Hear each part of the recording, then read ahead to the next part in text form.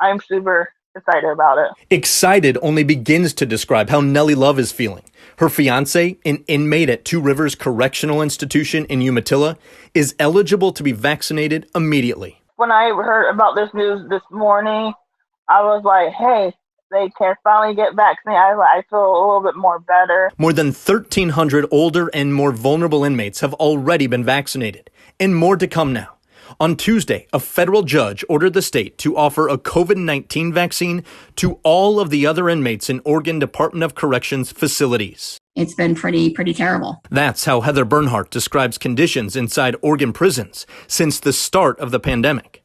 Bernhardt's fiance, also incarcerated at Two Rivers, is one of nearly 3,400 inmates across Oregon to test positive for the virus. He got horrible headaches.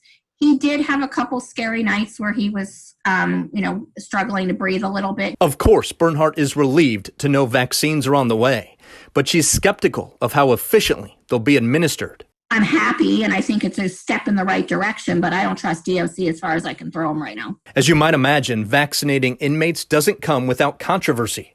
Some call the judge's ruling unreal and unfair. The attorney who advocated for the inmates explains why they deserve the vaccine. Over 50% or so of folks are living in dormitory-style housing in ODOC. That's a recipe for disease spread. And if anybody understands that, it's Nellie Love and her fiance. The two have not seen each other in about a year, all because of COVID. A vaccine may be the first step towards a reunion. Fingers crossed we can get this past this.